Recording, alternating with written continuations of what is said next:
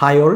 അപ്പോൾ ഇന്ന് നമ്മൾ ചെയ്യാനായിട്ട് പോകുന്നത് നമ്മുടെ എല്ലാവരും ഡിഗ്രി പ്രിലിംസിൻ്റെ നമ്മുടെ company board assistant, university assistant പരീക്ഷകളുടെയൊക്കെ മുന്നോടിയായിട്ട് നടന്ന പ്രിലിംസിൻ്റെ ഒന്നാം ഘട്ട പരീക്ഷ കഴിഞ്ഞിരിക്കുകയാണ് അല്ലേ. അപ്പോൾ ഈ ഒന്നാം ഘട്ട പരീക്ഷയിൽ PSC ചോദിച്ചിട്ടുള്ള ഇൻഫർമേഷൻ ടെക്നോളജിയുടെ IT ഭാഗത്തു നിന്നുള്ള ക്വസ്റ്റ്യൻസും അവയുടെ ഉത്തരങ്ങളും അതുമായി ബന്ധപ്പെട്ട കുറച്ച് റിലേറ്റഡ് ഫാക്ട്സും ഒക്കെയാണ് നമ്മൾ ഡിസ്കസ് ചെയ്യാനായിട്ട് പോകുന്നത്. അപ്പോൾ എല്ലാ വിഷയങ്ങളും പഴി കേട്ടതുപോലെ തന്നെ IT ഒരുപാട് പേർക്ക് പരാതികളുണ്ട്. സാധാരണ പഠിച്ചതൊന്നും അല്ല ചോദിച്ച് കണ്ടത് എന്ന തരത്തിലുള്ള കംപ്ലയിൻറ്റുകളുണ്ട്. അപ്പോൾ നമുക്ക് എന്തായാലും ക്വസ്റ്റ്യൻസ് നോക്കാം. ഓക്കെ, അപ്പോൾ നമ്മൾ നോക്കുന്നത് ക്വസ്റ്റ്യൻ പേപ്പർ കോഡ് എയിൽ നിന്നുള്ള ഓർഡറിലായിരിക്കും ക്വസ്റ്റ്യൻസ് നോക്കുന്നത്. ഓക്കെ, കോഡ് എയിൽ നമുക്ക് 41ാമത്തെ ക്വസ്റ്റ്യനായിട്ട് ചോദിച്ച IT ആദ്യത്തെ ചോദ്യം, which of the following is A store instruction. Okay, അപ്പോൾ നമ്മൾ ഈ കമ്പ്യൂട്ടർ ആർക്കിടെക്ചറും മെമ്മറിയും ഒക്കെ എടുത്ത് നോക്കിയാൽ അതിനകത്ത് ഡിഫറൻറ്റ് കൈൻഡ് ഓഫ് ഇൻസ്ട്രക്ഷൻസ് ഉണ്ട്. നമ്മൾ കമ്പ്യൂട്ടറിന് കൊടുക്കുന്ന നമ്മുടേതായ ഭാഷയിൽ നമ്മൾ കൊടുക്കുന്ന ഇൻസ്ട്രക്ഷൻ പിന്നീട് അത് കമ്പ്യൂട്ടറിൻ്റെ ഭാഷയിലേക്ക് മാറ്റും, കമ്പ്യൂട്ടർ അത് ഓപ്പറേറ്റ് ചെയ്യും, നമുക്ക് തിരിച്ച് ഔട്ട്പുട്ട് തരും അല്ലേ. ഇങ്ങനെയുള്ള വർക്കാണ് കമ്പ്യൂട്ടറിൽ നടക്കുന്നത്. അപ്പോൾ നമ്മൾ കമ്പ്യൂട്ടറിന് കൊടുക്കുന്ന ഡിഫറൻറ്റ് കൈൻഡ് ഓഫ് ഇൻസ്ട്രക്ഷൻസ് ഉണ്ട്. അപ്പോൾ അതിൽ താഴെ തന്നിരിക്കുന്ന 4 സ്റ്റോർ ഇൻസ്ട്രക്ഷനിൽ പെടുന്നത് ഏത് എന്നതാണ് നമ്മുടെ ചോദ്യം. അപ്പോൾ നമ്മുടെ ഓപ്ഷൻ എ എന്ന് പറയുന്നത് A = B എന്നതാണ്.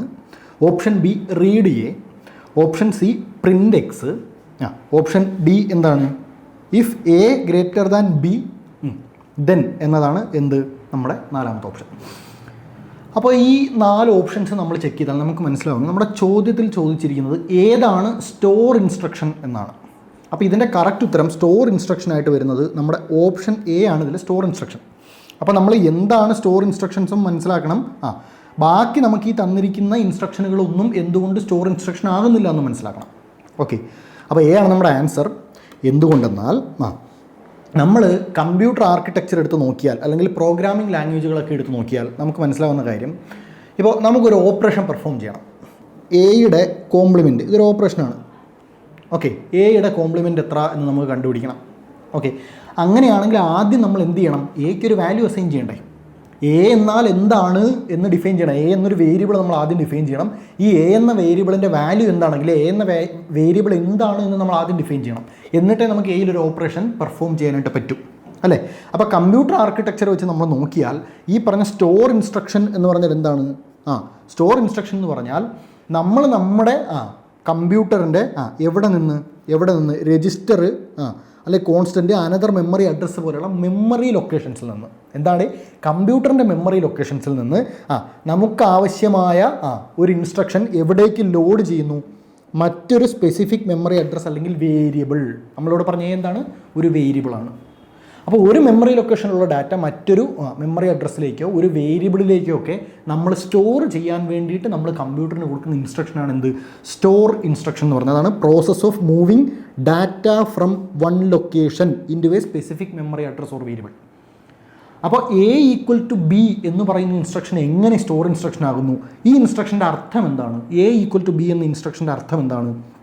നമ്മൾ B എന്ന് പറയുന്ന വേരിയബിളിൽ കറൻ്റ്ലി B എന്ന് പറയുന്ന വേരിയബിളിൽ നമ്മൾ ഹോൾഡ് ചെയ്ത് വെച്ചിരിക്കുന്ന വാല്യൂ ഏതാണോ അത് നമ്മൾ ആർക്ക് അസൈൻ ചെയ്ത് കൊടുക്കുന്നു? Aക്ക് അസൈൻ ചെയ്ത് കൊടുക്കുന്നു. ഓക്കെ, A = B എന്ന് പറഞ്ഞാൽ B എന്ന് പറയുന്ന സ്പെസിഫിക് വേരിയബിളിൽ അല്ലെങ്കിൽ B എന്ന് പറയുന്ന മെമ്മറി ലൊക്കേഷനിൽ സ്റ്റോർ ചെയ്തിരിക്കുന്ന അല്ലെങ്കിൽ ഹോൾഡ് ചെയ്തിരിക്കുന്ന വാല്യൂവിനെ നമ്മൾ A എന്ന് പറയുന്ന ലൊക്കേഷന് അസൈൻ ചെയ്ത് കൊടുക്കുന്നു. അപ്പോൾ നമ്മൾ ഈ പറഞ്ഞ സ്റ്റോർ ഇൻസ്ട്രക്ഷൻ അല്ലേ, ഒരു ലൊക്കേഷനിൽ നിന്ന് മറ്റൊരു ലൊക്കേഷനിലേക്ക് നമ്മളൊരു വാല്യൂവിനെ മാറ്റുകയാണ്, ഒരു ഡാറ്റയെ മാറ്റുകയാണ്. അപ്പോൾ A = B എന്നതിൻ്റെ അർത്ഥം അതാണ്. അപ്പോൾ അതെന്താണ്, ഒരു സ്റ്റോർ ഇൻസ്ട്രക്ഷനാണ്. അപ്പോൾ ഇവിടുത്തെ സോഴ്സ് ആരാണ്? B ആണ്. സോഴ്സ് B ആണ്. Bയിൽ നിന്ന് നമ്മൾ A എന്ന ഡെസ്റ്റിനേഷനിലേക്ക്. ഓക്കെ, അപ്പോൾ B എന്ന സോഴ്സിൽ നിന്ന് ഡാറ്റ A എന്ന ഡെസ്റ്റിനേഷനിലേക്ക് നമ്മൾ എന്ത് ചെയ്യുന്നു, അസൈൻ ചെയ്ത് കൊടുക്കുന്നു. ഓക്കെ, അപ്പോൾ അതുകൊണ്ട് തന്നെ A = B എന്ന് പറയുന്നത് എന്താവും, സ്റ്റോർ ഇൻസ്ട്രക്ഷൻ ആവും. അപ്പോൾ സ്റ്റോർ ഇൻസ്ട്രക്ഷൻ്റെ സ്വഭാവം മനസ്സിലാക്കി വെക്കുക. അപ്പോൾ ഒരു തവണ ചോദിച്ചതുകൊണ്ട് തന്നെ ഇനിയുള്ള പല പരീക്ഷകളിലും ചിലപ്പോൾ ഇതുമായി റിലേറ്റ് ചെയ്ത ക്വസ്റ്റ്യൻസോ അല്ലെങ്കിൽ സിമിലർ സ്വഭാവമുള്ള ക്വസ്റ്റ്യൻസോ എന്ത് ചെയ്യാം, റിപ്പീറ്റ് ചെയ്ത് വരാം. അപ്പോൾ A = B എന്നത് സ്റ്റോർ ഇൻസ്ട്രക്ഷൻ ആണ് എന്നത് മനസ്സിലാക്കുക. അവിടുത്തെ മീനിങ് എന്താണ്, B എന്ന ലൊക്കേഷനിലെ വാല്യൂവിനെ Aയിലേക്ക് കൊടുക്കുന്നു, അതാണ് അവിടുത്തെ പ്രോസസ്സ്. ഇനി എന്താണ് സ്റ്റോർ ഇൻസ്ട്രക്ഷൻ? നമ്മൾ ഈ പറഞ്ഞ സാധനം തന്നെ, ഒരു മെമ്മറി ലൊക്കേഷനിലോ ഒരു മെമ്മറി അഡ്രസ്സിലോ ഉള്ള ഡാറ്റയെ നമ്മൾ മറ്റൊരു മെമ്മറി ലൊക്കേഷനിലേക്കോ ഒരു വേരിയബിളിലേക്കോ അസൈൻ ചെയ്ത് കൊടുക്കുന്നു. ഇതാണ് സ്റ്റോർ ഇൻസ്ട്രക്ഷൻ. അപ്പോൾ നമുക്കവിടെ ബാക്കിയൊരു 3 ഇൻസ്ട്രക്ഷൻ ഉണ്ടല്ലോ. നമ്മുടെ ഉത്തരം എ ഈക്വൽ ടു ബി ആകുമ്പോൾ read A print X if A greater than B then എന്നൊക്കെ പറഞ്ഞിട്ട് വേറെ 3 ഓപ്ഷൻ കൂടെ തന്നിട്ടുണ്ട്. അപ്പോൾ നമ്മൾ അതും എന്താണെന്ന് പഠിച്ചു വെക്കണം അല്ലേ. അപ്പോൾ അത് നമുക്ക് നോക്കാം. റീഡ് എ എന്ന് പറഞ്ഞാൽ എന്താണ് അത്? അതൊരു ഇൻപുട്ട് ഇൻസ്ട്രക്ഷനാണ്. Read a is an input instruction. എന്തുകൊണ്ടാണ് ഇത് ഇൻപുട്ട് ഇൻസ്ട്രക്ഷൻ ആവുന്നത്?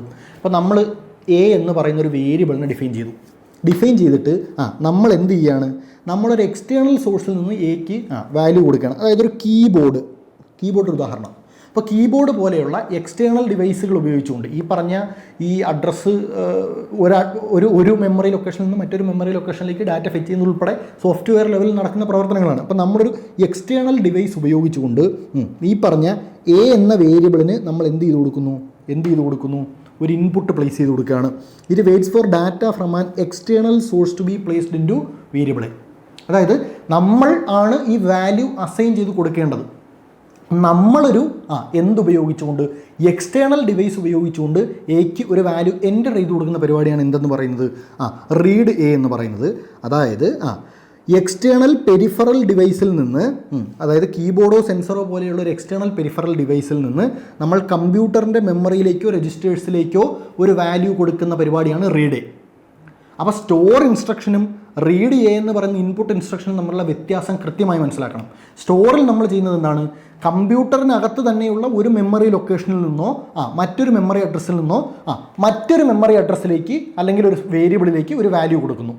ഇതാണ് നമ്മൾ എവിടെ ചെയ്യുന്നത് സ്റ്റോർ ഇൻസ്ട്രക്ഷനിൽ ചെയ്യുന്നത്. പക്ഷേ റീഡ് എന്ന ഇൻപുട്ട് ഇൻസ്ട്രക്ഷനിൽ ഒരു മെമ്മറി ലൊക്കേഷനിൽ നിന്ന് മറ്റൊരു മെമ്മറി ലൊക്കേഷനിലേക്കല്ല, മറിച്ച് നമ്മൾ ഒരു എക്സ്റ്റേണൽ ഡിവൈസിൽ നിന്ന് എന്ത് ചെയ്യുന്നു, ഒരു വേരിയബിളിന് വാല്യൂ അസൈൻ ചെയ്ത് കൊടുക്കുന്നു. അപ്പോൾ നമ്മളൊരു ഇൻപുട്ട് കൊടുക്കുകയാണ് അല്ലേ, ഒരു എക്സ്റ്റേണൽ ഡിവൈസ് ഉപയോഗിച്ചുകൊണ്ട് കമ്പ്യൂട്ടറിലേക്ക് ഒരു ഇൻപുട്ട് കൊടുക്കുകയാണ്. അതുകൊണ്ടാണ് അതിനെ ഇൻപുട്ട് ഇൻസ്ട്രക്ഷൻസ് എന്ന് വിളിക്കുന്നത്. അപ്പോൾ സ്റ്റോർ ഇൻപുട്ട് തമ്മിലുള്ള വ്യത്യാസം ക്ലിയർ ആണ്. സ്റ്റോറിൽ ഒരു മെമ്മറി ലൊക്കേഷനിൽ നിന്ന് മറ്റൊരു മെമ്മറി ലൊക്കേഷനിലേക്ക് വിത്തിൻ ദ കമ്പ്യൂട്ടർ തന്നെയാണ്. പക്ഷേ ഇൻപുട്ടിൽ നമ്മൾ എക്സ്റ്റേണൽ ഡിവൈസ് ഉപയോഗിച്ച് ഒരു ഇൻപുട്ടായി എക്ക് ഒരു വാല്യൂ കൊടുക്കുന്നു. അപ്പോൾ അതാണ് റീഡ് എ എന്ന ഇൻസ്ട്രക്ഷൻ്റെ ഡെഫിനിഷൻ. അടുത്തത് പ്രിൻ്റ് എക്സ് ആണ്. പ്രിൻ്റ് അല്ലേ, പ്രിൻറ്റിങ് എന്ന് നമ്മൾ കേട്ടിട്ടുണ്ട്. അപ്പോൾ ആ ലോജിക്ക് വെച്ച് ആലോചിച്ചാൽ തന്നെ നമുക്ക് മനസ്സിലാവുന്നൊരു കാര്യമാണ്, ഇതൊരു ഔട്ട്പുട്ട് ഇൻസ്ട്രക്ഷനാണ്. അതായത് ഏതെങ്കിലും ഒരു പർട്ടിക്കുലർ ഓപ്പറേഷന് ശേഷം ഒരു എക്സ് എന്ന് പറയുന്ന ഒരു വാല്യൂ, ഓക്കെ, അപ്പോൾ എക്സ് എന്ന് പറയുന്ന വേരിയബിളിന് ഒരു വാല്യൂ ഉണ്ട് എന്ന് വിചാരിക്കാം. ഈ വാല്യൂ നമുക്ക് വിസിബിൾ ആക്കി തരണ്ടേ? ഇപ്പോൾ ഒരു പർട്ടിക്കുലർ ഓപ്പറേഷൻ കമ്പ്യൂട്ടറിനകത്ത് പെർഫോം ചെയ്ത ശേഷം എക്സ് എന്ന വേരിയബിളിന് ഒരു പർട്ടിക്കുലർ വാല്യൂ കിട്ടി. ഇതാണ് എക്സിൻ്റെ വാല്യൂ എന്നുള്ളത് നമുക്ക് മനസ്സിലാവണ്ടേ, അല്ലെങ്കിൽ ഇതാണ് എക്സ് എന്ന വേരിയബിളിൽ സ്റ്റോർ ചെയ്തിരിക്കുന്ന ഡാറ്റ എന്നത് നമുക്ക് വിസിബിൾ ആവണ്ടേ? ഇങ്ങനെ നമുക്ക് വിസിബിൾ ആവാൻ തക്കവണ്ണം ഒരു എക്സ്റ്റേണൽ ഡിവൈസിലേക്ക് ഇതിൻ്റെ വാല്യൂ കൈമാറുന്ന പരിപാടിയാണ് പ്രിൻ്റ് എക്സ് എന്ന് പറയുന്നത്. പ്രിൻറ്റ് ചെയ്ത് കൊടുക്കുക എന്നാലോചിച്ചാൽ പേപ്പറിൽ പ്രിൻറ്റ് ചെയ്ത് നമ്മുടെ കയ്യിൽ തരുന്നു. ആലോചിച്ചാൽ മതി. അപ്പോൾ അതാണ് പ്രിൻ്റ് എക്സ്. പ്രിൻ്റ് എക്സ് എന്താ, ഔട്ട്പുട്ട് ഇൻസ്ട്രക്ഷനാണ്. കമ്പ്യൂട്ടറിലുള്ള എക്സ് എന്ന് പറയുന്നൊരു വേരിയബിളിൻ്റെ വാല്യൂ നമുക്ക് വിസിബിളായ ഫോമിൽ, ഇപ്പം മോണിറ്ററിൽ നമുക്ക് എക്സ് എന്താണെന്ന് കാട്ടിത്തരുന്നു. അതിനുവേണ്ടി നമുക്ക് ഈ ഔട്ട്പുട്ട് ഇൻസ്ട്രക്ഷൻ വരണ്ടോ, ലൈക്ക് എ മോണിറ്റർ. അപ്പോൾ എക്സ് എന്ന് പറയുന്ന വേരിയബിളിൻ്റെ വാല്യൂ എന്താണെന്ന് നമ്മളൊരു മോണിറ്ററിലൂടെ കാണുവാണ്. അതെന്താണ്, പ്രിൻ്റ് എക്സ് എന്ന് പറയുന്നൊരു ഔട്ട്പുട്ട് ഇൻസ്ട്രക്ഷനാണ്. ഓക്കെ, അപ്പോൾ it is primarily function is to transmit data from programs internal state to an external destination. അപ്പോൾ റീഡ് എയും പ്രിൻ്റ് എക്സും തമ്മിലുള്ള വ്യത്യാസം എന്താണ്? റീഡ് എയിൽ നമ്മൾ ചെയ്യുന്നത് ഒരു എക്സ്റ്റേണൽ ഡിവൈസിൽ നിന്നും കമ്പ്യൂട്ടറിൻ്റെ ഇൻറ്റേർണൽ സ്റ്റേറ്റിലേക്ക്, മെമ്മറി സ്റ്റേറ്റിലേക്ക് നമ്മളൊരു ഡാറ്റ കൊടുക്കുന്നു. പ്രിൻ്റ് എക്സിൽ നമ്മൾ ചെയ്യുന്നത് എന്താണ്, കമ്പ്യൂട്ടറിൻ്റെ ഇൻറ്റേർണൽ സ്റ്റേറ്റിൽ നിന്നും ഒരു ഡാറ്റയെ എക്സ്റ്റേണൽ ഡിവൈസിലേക്ക് കൈമാറുന്നു. ഇതാണ് റീഡ് എയും പ്രിൻ്റ് എക്സും തമ്മിലുള്ള വ്യത്യാസം. So read a is an input instruction, print X is an output instruction. അതാണ് അത് രണ്ടും തമ്മിലുള്ള വ്യത്യാസം.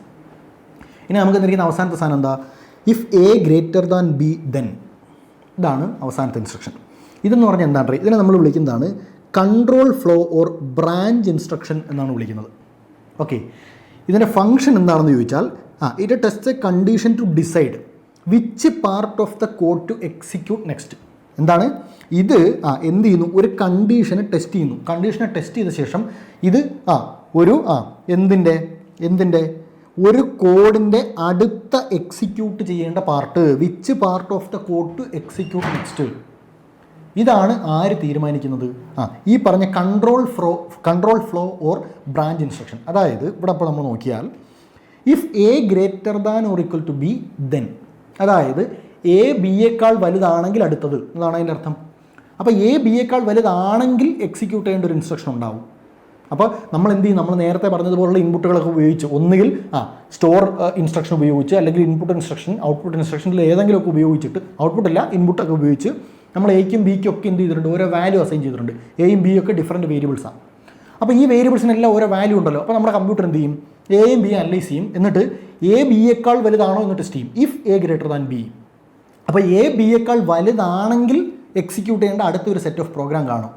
ഇനി എ ബിയേക്കാൾ വലുതല്ല, ബി ആണ് വലുതെങ്കിൽ എക്സിക്യൂട്ട് ചെയ്യേണ്ട അടുത്ത സെറ്റ് ഓഫ് പ്രോഗ്രാം കാണും. അപ്പോൾ എ ബിയേക്കാൾ വലുതാണെങ്കിൽ എന്ത് ചെയ്യും, നമ്മുടെ ആദ്യത്തെ സെറ്റ് ഓഫ് പ്രോഗ്രാം പിന്നീട് എക്സിക്യൂട്ട് ചെയ്ത് തുടങ്ങും. എ ബിയേക്കാൾ വലുതല്ലെങ്കിൽ നെക്സ്റ്റ് സെറ്റ് എക്സിക്യൂട്ട് ചെയ്ത് തുടങ്ങും. അപ്പോൾ രണ്ട് സെറ്റ് അവിടെ ഉണ്ടാവും. അപ്പോൾ ഇവിടെ ചെയ്യുന്ന കൺട്രോൾ ഫ്ലോ ഓർ ബ്രാഞ്ച് അല്ലേ, ബ്രാഞ്ച് ഇൻസ്ട്രക്ഷൻ. എന്തുകൊണ്ടാണ് ബ്രാഞ്ച് ഇൻസ്ട്രക്ഷൻ എന്ന് വിളിക്കുന്നത്? രണ്ട് ബ്രാഞ്ച് ഓഫ് എക്സിക്യൂഷൻസ് അവിടെ ഉണ്ട്. അതിൽ എ ബിയേക്കാൾ വലുതാണെങ്കിൽ ഒരു ബ്രാഞ്ച് എക്സിക്യൂട്ട് ചെയ്യും, എ ബിയേക്കാൾ വലുതല്ലെങ്കിൽ നെക്സ്റ്റ് ബ്രാഞ്ച്. അങ്ങനെ എയും ബിയും തമ്മിൽ കമ്പയർ ചെയ്തിട്ട് ഏതാണ് വലുതെന്ന് നോക്കിയിട്ട് ഏത് സെറ്റ് ഇൻസ്ട്രക്ട് ചെയ്യണം എന്ന് തീരുമാനിക്കുന്ന ഇൻസ്ട്രക്ഷനാണ് control flow or branch instruction. Okay, അപ്പോൾ ഇതാണ് PSC നിങ്ങൾക്ക് ഈ ക്വസ്റ്റിനിൽ തന്നിരുന്ന 4 ഇൻസ്ട്രക്ഷൻസ് എന്ന് പറയുന്നത്. ഓക്കെ, അപ്പോൾ ഇവിടെ നമ്മുടെ ഉത്തരമായിട്ട് വരുന്ന A=B ആണ്. സ്റ്റോർ ഇൻസ്ട്രക്ഷൻ, ഒരു വാല്യൂ ഒരു മെമ്മറി അഡ്രസ്സിലെ വാല്യൂ മറ്റൊരു വാല്യൂവിലേക്ക് കൊടുക്കുന്നു. റീഡ് എയിൽ എന്താ ചെയ്യുന്നത്, എ എന്ന് പറയുന്ന വേരിയബിളിലേക്ക് നമ്മുടെ ഒരു എക്സ്റ്റേണൽ സോഴ്സിൽ നിന്ന് ഒരു വാല്യൂ കൊടുക്കുന്നു. പ്രിൻ്റ് എക്സ് എന്ന വേരിയബിളിൻ്റെ വാല്യൂ ഒരു എക്സ്റ്റേണൽ സോഴ്സിലേക്ക് ലൈക്ക് മോണിറ്റർ പോലെയുള്ള എക്സ്റ്റേണൽ സോഴ്സിലേക്ക് നമുക്ക് കാട്ടിത്തരുന്നു. If A greater than B then, a ബിയേക്കാൾ വലുതാണെങ്കിൽ ഒരു സെറ്റ്, എ ബിയേക്കാൾ ചെറുതാണെങ്കിൽ അടുത്ത സെറ്റ്. ഏതാണോ കണ്ടീഷൻ അതിനനുസരിച്ച് ഇതിലേതെങ്കിലും ഒരു സെറ്റ് എക്സിക്യൂട്ട് ചെയ്യും. Control flow or branch instruction. ഇതാണ് നമ്മുടെ ആദ്യത്തെ ചോദ്യവുമായി ബന്ധപ്പെട്ടുള്ള 4 ഓപ്ഷനുകളുടെയും എക്സ്പ്ലനേഷൻ. അപ്പോൾ അത് ക്ലിയർ ആണെന്ന് വിചാരിക്കുന്നു. ഓക്കെ, നമുക്ക് നമ്മുടെ നെക്സ്റ്റ് ക്വസ്റ്റ്യൻ നോക്കാം. Match the following correctly. താഴെ തന്നിരിക്കുന്നവയെ കൃത്യമായി മാച്ച് ചെയ്യുക എന്നാണ് നമ്മളോട് പറഞ്ഞിരിക്കുന്നത്. ഓക്കെ, അപ്പോൾ മാൽവെയർ, സ്പാമിംഗ്, സൈബർല, ഫിഷിംഗ് എന്നുള്ളതാണ് നമ്മുടെ ആദ്യത്തെ സെറ്റ്. രണ്ടാമത്തെ സെറ്റിൽ cyber crime, virus, stealing data, email അല്ലേ. അപ്പോൾ ചുടുകാറ്റിനിടയിൽ ഒരു തണൽ മരം എന്നൊക്കെ പറയാവുന്നത് പോലെ നമുക്ക് ഈ ക്വസ്റ്റ്യൻസ് കണ്ട് അമ്പരന്നിരിക്കുമ്പോൾ നമുക്ക് കുറച്ച് ആശ്വാസം കിട്ടുന്ന എന്നാൽ ഒരു കൺഫ്യൂഷന് വകയുള്ളൊരു ക്വസ്റ്റ്യനാണ് ഈ ക്വസ്റ്റ്യൻ. എന്തുകൊണ്ടാണ് ഇതിൽ കൺഫ്യൂഷന് വകയുള്ളത്? ഇപ്പോൾ നമ്മൾ IT പ്രിലിംസിന് വേണ്ടി IT പഠിക്കുമ്പോൾ തന്നെ നമ്മൾ പഠിക്കുന്നത് ഫിഷിംഗ് എന്ന് പറയുന്നത് ഒരു സൈബർ ക്രൈമാണ്, അതൊരു സൈബർ കുറ്റകൃത്യമാണ് എന്നാണ് നമ്മൾ പഠിക്കുന്നത് തന്നെ. അപ്പോൾ ഇവിടെ ഫിഷിംഗ് സൈബർ ക്രൈമുമായിട്ട് ബന്ധപ്പെട്ട് വരാം. എന്നാൽ നമുക്കറിയാം സൈബർ ക്രൈമുകളെ നിയന്ത്രിക്കാൻ വേണ്ടി നമ്മുടെ നിയമം പാസ്സാക്കിയെടുത്തതാണ് സൈബർ നിയമങ്ങൾ. എന്താണ്, സൈബർ കുറ്റകൃത്യങ്ങളെ നിയന്ത്രിക്കാൻ വേണ്ടി നമ്മുടെ രാജ്യം പാസ്സാക്കിയെടുത്തതാണ് സൈബർ നിയമങ്ങൾ. സോ സൈബർ ലോ എന്ന് പറയുന്നതും സൈബർ ക്രൈമുമായിട്ട് ബന്ധപ്പെട്ടതല്ലേ എന്ന് നമുക്ക് തോന്നും. അപ്പോൾ സൈബർ ലോയും ഫിഷിങ്ങും സൈബർ ക്രൈം അല്ലേ, അതുമായി ബന്ധപ്പെടില്ലേ. പക്ഷേ ഇവിടെ നമ്മൾ മോസ്റ്റ് ആക്യുറേറ്റ് നോക്കി എന്ത് ചെയ്യണം, ഇത് തിരഞ്ഞെടുക്കണം. ഓക്കെ, അപ്പോൾ ഫിഷിംഗ് എന്ന് പറഞ്ഞാൽ എന്താണെന്ന് നമ്മൾ പഠിച്ചിട്ടുണ്ട്. ഒറിജിനലാണ് എന്ന് തോന്നിക്കുന്ന ഒരു സോഴ്സ് ഉപയോഗിച്ചുകൊണ്ട് എന്ത് ചെയ്യും, നമ്മുടെ ഡാറ്റ, പേഴ്സണൽ ഡാറ്റ സ്റ്റീൽ ചെയ്യുക. ഫിഷിങ്ങുമായി ബന്ധപ്പെട്ടുള്ള ഏറ്റവും പ്രധാനപ്പെട്ട പോയിൻ്റ് അതാണ്. അവരെന്ത് ചെയ്യും, password, credit card numbers, personal identification details, പിന്നൊക്കെ പോലെയുള്ള നമ്മുടെ പേഴ്സണൽ ഡാറ്റ ആര് സ്റ്റീൽ ചെയ്തുകൊണ്ട് പോകും, അറ്റാക്കേഴ്സ് സ്റ്റീൽ ചെയ്തുകൊണ്ട് പോകും. അപ്പോൾ യഥാർത്ഥമെന്ന് തോന്നിക്കുന്ന disguise themselves as a trustworthy entity, വിശ്വാസയോഗ്യമെന്നോ യഥാർത്ഥമെന്നോ തോന്നിക്കുന്ന ഒരു സോഴ്സ് വഴി വന്നിട്ട് നമ്മുടെ പേഴ്സണൽ ഡാറ്റ, നമ്മുടെ സെൻസിറ്റീവ് ഇൻഫർമേഷൻസ് ഒക്കെ ഇവർ മോഷ്ടിച്ചുകൊണ്ട് പോകും. അപ്പോൾ പേഴ്സണൽ ഡാറ്റ സ്റ്റീലിംഗ് ആണ് ഫിഷിങ്ങിൻ്റെ ഒരു പ്രധാനപ്പെട്ട സവിശേഷത എന്ന് നമുക്കറിയാം. ഓക്കെ, അപ്പോൾ അത് വെച്ചിട്ട് തന്നെ ഫിഷിങ്ങിനെ നമുക്ക് സ്റ്റീലിംഗ് ഡാറ്റയുമായി കണക്ട് ചെയ്യാം. സൈബർ ക്രൈമിൽ ഏറ്റവും അധികം തവണ PSC ആവർത്തിച്ച് ചോദിച്ചിട്ടുള്ളൊരു ക്വസ്റ്റ്യനാണ് ഫിഷിംഗ് എന്ന് പറയുന്നത്. അപ്പോൾ ഫിഷിങ്ങിനെ സ്റ്റീലിംഗ് ഡാറ്റയുമായിട്ട് നമുക്ക് അപ്പോൾ തന്നെ എന്ത് ചെയ്യാം, സംശയം ഏതുമില്ലാതെ കണക്ട് ചെയ്യാം. അപ്പോൾ പിന്നെ നമുക്ക് എന്ത് ക്ലിയർ ആയി, അപ്പോൾ പിന്നെ ഫിഷിംഗ് സൈബർ ക്രൈമുമായിട്ട് ചെയ്യേണ്ട ആവശ്യമില്ല. ഫിഷിങ്ങിന് സൈബർ ക്രൈമും ഒരുപാട് എണ്ണമുണ്ട്. പക്ഷേ ഫിഷിംഗ് ഇതിൽ ഏതുമായിട്ടാണ് കറക്റ്റ്ലി മാച്ച് ചെയ്യാൻ പറ്റുന്നതെന്ന് പറഞ്ഞാൽ അത്രയും സ്പെസിഫിക് ആയ മറ്റൊരു ഓപ്ഷൻ നമുക്ക് തന്നിട്ടുണ്ട്. അപ്പോൾ ആ സ്പെസിഫിക് ഓപ്ഷനുമായി ഫിഷിങ്ങിനെ കണക്ട് ചെയ്താൽ അടുത്ത നമുക്ക് എന്ത് എഴുതാം, സൈബർ ക്രൈമാണെന്ന് എഴുതാം. അപ്പോൾ പ്രിലിംസ് എഴുതുമ്പോൾ ശ്രദ്ധിക്കേണ്ടത് ഇത് രണ്ടെണ്ണം നിങ്ങൾക്ക് ക്ലിയറായി. ഈ പ്രിലിംസ് എഴുതുമ്പോൾ ആദ്യം തൊട്ടേ വായിച്ച് തുടങ്ങുന്ന നിർബന്ധമൊന്നും പാടില്ല. പെട്ടെന്ന് കാണുമ്പോൾ ഏതാണോ ശരിയാവുന്നത് അത് ആദ്യമേ ചെയ്തു പോയാൽ തന്നെ നമുക്ക് കുറച്ച് അഡ്വാൻറ്റേജ് കിട്ടും. ഇപ്പോൾ ഇവിടെ നോക്കി, നാലാമത്തത് സിയും രണ്ടാമത്തത് എയും. അപ്പം 4C വരുന്ന 2 ഓപ്ഷനേ ഉള്ളൂ, എയും ഡിയുമാണ് വരുന്നത്. അപ്പോൾ 2 എന്ത് വരണം, എ വരണം. അപ്പോൾ 2Aയും 4Cയും വരുന്ന ഓപ്ഷൻ ഏതാ ഉള്ളത്, അല്ല 2 അല്ല 3, സൈബറില 3 3Aയും 4Cയും വരണം. അപ്പോൾ 4Cയും 3Aയും വരുന്നത് ഡി മാത്രമേ ഉള്ളൂ. അപ്പോൾ ഡി ആണ് ആൻസർ നമുക്ക് അവിടെ അപ്പം തന്നെ എഴുതാനായിട്ട് പറ്റും. അതാണ് കണ്ടോ, നമ്മുടെ ആൻസർ എന്താണ്, ഡി ആണ്. പക്ഷെ നമ്മൾ ബാക്കിയും കൂടെ നോക്കണം. ഓക്കെ, ബാക്കിയും കൂടെ നമുക്ക് എക്സ്പ്ലെയിൻ ചെയ്ത് പോവാം. സ്പാമിങ് എന്ന് പറഞ്ഞാൽ എന്താണ്? സ്പാം അല്ലേ? നമുക്കിപ്പോൾ വാട്സാപ്പിലൊക്കെ ആണെങ്കിൽ നമുക്ക് റിപ്പോർട്ടിംഗ് ഓപ്ഷൻ വരും. നമ്മുടെ അനുവാദമില്ലാതെ പല സോഴ്സുകളിൽ നിന്ന് നമുക്ക് മെസ്സേജ് വരും അല്ലേ? ചില സമയങ്ങളിൽ ഏതെങ്കിലും ഓൺലൈൻ ഷോപ്പിംഗ് സൈറ്റിൽ നിന്നാണെന്ന് പറഞ്ഞ് ഇങ്ങനെ സ്കാം വന്നുകൊണ്ടിരിക്കും. ചില സമയത്ത് മാട്രിമോണിയിൽ നിന്ന് സ്കാം വരുന്നവരുണ്ട്. നമ്മൾ രജിസ്റ്റർ ചെയ്യുക നമ്പർ കൊടുക്കുകയോ ചെയ്യാത്ത മാട്രിമോണിയിൽ നിന്ന് മറ്റേ ഗൂഗിൾ മാപ്പിൽ കയറി ഫോട്ടോസിന് അല്ലെങ്കിൽ റെസ്റ്റോറൻറ്റുകൾക്ക് റേറ്റിംഗ് കൊടുത്താൽ നിങ്ങൾക്ക് 100 രൂപ കിട്ടുമെന്ന് പറഞ്ഞ് നമ്മുടെ പെർമിഷൻ ഇല്ലാതെ നമുക്ക് മെസ്സേജുകൾ ഇങ്ങനെ വന്നുകൊണ്ടിരിക്കും. ഇങ്ങനെ നമ്മുടെ അനുമതി ഇല്ലാതെ കുറേ പേർക്ക് ഒരുമിച്ച് മെസ്സേജ് വരുന്ന പരിപാടിയാണ് സ്പാമിംഗ് എന്ന് പറയുന്നത്. സ്പാമിംഗ് ഒന്നിലധികം മാധ്യമങ്ങളിലൂടെ നടക്കാം. ഇപ്പോൾ നമ്മുടെ ഫോണിൽ മെസ്സേജായിട്ട് സ്പാം വരാം, ടെലഗ്രാം മെസ്സേജായിട്ട് സ്പാം വരാം. പക്ഷേ മെയിനായിട്ട് സ്പാമിങ്ങിൻ്റെ സോഴ്സ് എന്ന് പറയുന്നത് ഏതാണ്? മെയിലാണ്. അപ്പോൾ unsolicited bulk messages of two A large number of recipients, അതാണ് എന്തെന്ന് പറയുന്നത് സ്പാം എന്ന് പറയുന്നത്. മെയിൽ നമുക്ക് സ്പാം എന്ന് പറയുന്നൊരു ഫോൾഡർ തന്നെ ഉണ്ട് അല്ലേ? അപ്പോൾ മോസ്റ്റ് കോമൺലി ഇത് ഏത് വഴിയാണ് വരുന്നത്? ഇമെയിൽ വഴിയാണ് വരുന്നത്. പക്ഷേ പല ഡിജിറ്റൽ കമ്മ്യൂണിക്കേഷൻ പ്ലാറ്റ്ഫോമുകൾ വഴിയും എന്ത് നടക്കാം? സ്പാമിങ് നടക്കാം. അപ്പോൾ സ്പാമിങ്ങിനെ നമുക്ക് എന്തുമായിട്ട് കണക്ട് ചെയ്യാം? ഇമെയിലുമായിട്ട് കണക്ട് ചെയ്യാം. അതുപോലെ പിന്നുള്ളത് മാൽവെയർ വൈറസുമായിട്ടാണ് റിലേറ്റ് ചെയ്യുന്നത്. സൈബർ ക്രൈമിൽ നമ്മൾ വളരെ ഇമ്പോർട്ടൻ്റ് ആയിട്ട് പഠിക്കുന്ന സാധനമാണ് മാൽവെയറും വൈറസും അല്ലേ? അപ്പോൾ 1B അല്ലേ? 1B 2 ഡിയുമായി കണക്റ്റ് ആവും, 3 എയുമായി കണക്റ്റ് ആവും, 4 സിയുമായി കണക്റ്റ് ആവും. അപ്പോൾ അതാണ് നമ്മുടെ ഓപ്ഷൻ ഡി ആയിട്ട് വരുന്നത്. അപ്പോൾ ഫിഷിംഗ് അറിയാം, സ്പാമിംഗ് എന്താണെന്ന് നമുക്ക് ക്ലിയർ ആയി. നമ്മുടെ പെർമിഷൻ ഇല്ലാതെ കുറേ മെസ്സേജുകൾ ഇങ്ങനെ നമുക്കും മറ്റ് റെസിപ്പിയൻസുകൾക്കും കണ്ടിന്യൂസ് ആയി വന്നുകൊണ്ടിരിക്കുന്നു. മെയിൻലി ത്രൂ ഇമെയിലാണ്, പക്ഷേ മറ്റ് ഡിജിറ്റൽ പ്ലാറ്റ്ഫോമുകളിലൂടെയും ഇതെന്ത് ചെയ്യാം? സംഭവിക്കാം. ഓക്കെ, അപ്പോൾ അതാണ് ആ ക്വസ്റ്റിന് ഉത്തരം. ഇത് വലിയ പ്രയാസമുള്ള ക്വസ്റ്റനല്ല. നമ്മൾ സാധാരണയായി പഠിച്ചു വരുന്ന IT-യുടെ പഠനം കൊണ്ട് തന്നെ നമുക്ക് ആൻസർ ചെയ്യാൻ പറ്റുന്ന ക്വസ്റ്റനാണ്. ഓക്കെ, അപ്പോൾ നമ്മുടെ next question, consider the following statements about software packages. Software package, അപ്പോൾ പേര് കേൾക്കുമ്പോൾ നമുക്ക് തോന്നും നമ്മൾ അങ്ങനെ അങ്ങോട്ട് കേട്ട് പരിചയിച്ചിട്ടില്ലല്ലോ. സോഫ്റ്റ്വെയറും ഹാർഡ്വെയറും ഒക്കെ നമ്മൾ പഠിച്ചിട്ടുണ്ട്, ആപ്ലിക്കേഷൻ സോഫ്റ്റ്വെയർ പഠിച്ചിട്ടുണ്ട്, സിസ്റ്റം സോഫ്റ്റ്വെയർ ഒക്കെ പഠിച്ചിട്ടുണ്ട്. സോഫ്റ്റ്വെയർ പാക്കേജ് അത്ര പരിചിതമല്ലല്ലോ എന്ന് കുറച്ച് പേർക്ക് ഈ ക്വസ്റ്റ്യൻ കാണുമ്പോൾ തോന്നും. ഓക്കെ, പക്ഷേ സിമ്പിളാണ്. ലോജിക്കലി നമ്മൾ അപ്രോച്ച് ചെയ്താൽ വളരെ എളുപ്പത്തിൽ എഴുതാൻ പറ്റുന്നൊരു ക്വസ്റ്റ്യനാണ്.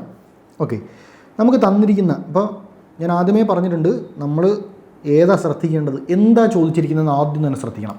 കറക്റ്റാണോ ഇൻകറക്റ്റാണോ? ഇൻകറക്റ്റ് ആണോ എന്നുള്ളത് ആദ്യമേ അടിവരയിടുക. ചിലർക്കെങ്കിലും പരീക്ഷാ ഹാളിലിരിക്കുമ്പോൾ ഈ ഒരു കൺഫ്യൂഷൻ വരും. ഞാൻ എഴുതുന്ന സമയത്ത് എനിക്ക് വന്നിട്ടുണ്ട്, അതുകൊണ്ടാണ് പറയുന്നത്. അങ്ങനെ തെറ്റിച്ചിട്ടുണ്ട്, ആ ഹിസ്റ്ററി അറിയാവുന്നതുകൊണ്ടാണ് പറയുന്നത്. ഇൻകറക്റ്റ് ആണോ കറക്റ്റ് ആണോ എന്നുള്ളത് ആദ്യം ശ്രദ്ധിക്കണം. ഓക്കെ, അപ്പോൾ software package is a set of programs designed for a specific application. എന്തെങ്കിലും ഒരു പ്രത്യേക ആപ്ലിക്കേഷൻ അല്ലെങ്കിൽ നമുക്ക് ചെയ്യേണ്ട ഒരു പ്രവൃത്തിക്കായിട്ട് രൂപപ്പെടുത്തിയിരിക്കുന്ന ഒരു സെറ്റ് ഓഫ് പ്രോഗ്രാമുകളുടെ ഒരു കൂട്ടത്തെയാണ് നമ്മൾ എന്തെന്ന് വിളിക്കുന്നത്? സോഫ്റ്റ്വെയർ പാക്കേജ് എന്ന് വിളിക്കുന്നത് എന്നതാണ് നമ്മുടെ ആദ്യത്തെ option. MS word and MS Excel are examples of application software packages. Application software packages, ആ വേർഡുകളൊക്കെ ശ്രദ്ധിച്ചോണേ. അതാണ് രണ്ടാമത്തെ option. MS word MS Excel ഒക്കെ ആപ്ലിക്കേഷൻ സോഫ്റ്റ്വെയർ പാക്കേജസ് ആണ്. Compilers and assemblers are application software package requirements. ഇനി software packages are generally developed to meet common user. 4 option ഉണ്ട്. അപ്പോൾ കാണുമ്പോൾ നമുക്കൊരു പെരളിയൊക്കെ വരുമെങ്കിലും വളരെ എളുപ്പത്തിൽ നമുക്കിതിൻ്റെ ഉത്തരം എഴുതാം. നമ്മൾ സോഫ്റ്റ്വെയർ പഠിക്കുമ്പോൾ തന്നെ നമ്മൾ പഠിക്കുന്നതാണ് സിസ്റ്റം സോഫ്റ്റ്വെയറും ആപ്ലിക്കേഷൻ സോഫ്റ്റ്വെയറും തമ്മിലുള്ള വ്യത്യാസം. സിസ്റ്റത്തിൻ്റെ ബേസിക്കായ ഫങ്ഷണാലിറ്റീസ് മീറ്റ് ചെയ്യാൻ ഒരു സിസ്റ്റത്തിൽ ബേസിക്കായി ഉണ്ടായിരിക്കേണ്ട സോഫ്റ്റ്വെയർസാണ് സിസ്റ്റം സോഫ്റ്റ്വെയർസ് അല്ലേ? അപ്പോൾ സിസ്റ്റം സോഫ്റ്റ്വെയർസ് നമ്മൾ പഠിച്ചിട്ടുണ്ട്. OS സിസ്റ്റം സോഫ്റ്റ്വെയറിലാണ് വരുന്നത്, നമ്മൾ പഠിച്ചിട്ടുണ്ട് ഓപ്പറേറ്റിംഗ് സിസ്റ്റം. അതുപോലെ സിസ്റ്റം സോഫ്റ്റ്വെയറിൽ വരുന്ന ആളുകളാണ് ആര്? കമ്പൈലേഴ്സും അസംബ്ലേഴ്സും. ലാംഗ്വേജ് കൺവെർട്ടേഴ്സാണ് ആര്? കമ്പൈലേഴ്സും അസംബ്ലേഴ്സും. അപ്പോൾ തന്നെ ഇത് തെറ്റാണെന്ന് നമുക്കറിയാം. 3 തെറ്റാണെന്ന് നമുക്ക് അപ്പം തന്നെ ഉറപ്പിക്കാം. ഇവിടെ തന്നിരിക്കുന്നത് എന്താ? ആപ്ലിക്കേഷൻ സോഫ്റ്റ്വെയർ പാക്കേജസ് എന്നാണ്. അത് തെറ്റാണ്. കമ്പൈലേഴ്സും അസംബ്ലേഴ്സും എന്താണ്? ലാംഗ്വേജ് പ്രൊസസ്സേഴ്സാണ്. ലാംഗ്വേജ് പ്രൊസസ്സേഴ്സ് എല്ലാം എന്തിൽ വരുന്നതാണ്? സിസ്റ്റം സോഫ്റ്റ്വെയർ കാറ്റഗറി വരുന്നതാണെന്ന് നമുക്കറിയാം. ഓക്കെ, ഇനി ഇപ്പോൾ ആപ്ലിക്കേഷൻ സോഫ്റ്റ്വെയർ നമ്മൾ പഠിച്ചിട്ടുണ്ട്. ഈ പറഞ്ഞ യൂസറിന് എന്തെങ്കിലും ഒരു പർട്ടിക്കുലർ കൈൻഡ് ഓഫ് ആപ്ലിക്കേഷൻ അല്ലെങ്കിൽ ഒരു ഓപ്പറേഷൻ എക്സിക്യൂട്ട് ചെയ്യാൻ വേണ്ടി ഡെവലപ്പ് ചെയ്തിട്ടുള്ളതാണ് എന്തെന്ന് പറയുന്നത്? ആപ്ലിക്കേഷൻ സോഫ്റ്റ്വെയർ നമ്മൾ പഠിച്ചിട്ടുണ്ട്. അതിൻ്റെ എക്സാമ്പിളായിട്ട് നമ്മൾ പഠിച്ച കാര്യങ്ങളാണ് ഇതൊക്കെ. MS വേർഡ് MS Excel ഒക്കെ മൈക്രോസോഫ്റ്റിൻ്റെ അല്ലേ? അപ്പോൾ ഈ ഒരു ലോജിക്ക് വെച്ച് തന്നെ നമുക്ക് 3 തെറ്റാണെന്ന് ആദ്യമേ കിട്ടി. വിച്ച് ആർ ഇൻകറക്റ്റ് എന്നാണ് ചോദിച്ചിരിക്കുന്നത്. അപ്പോൾ 3 ഇല്ലാത്ത 2 ഓപ്ഷനും അപ്പോഴേ നമുക്ക് ക്യാൻസൽ ചെയ്യാം. എയും സിയും പോയി. ഇനി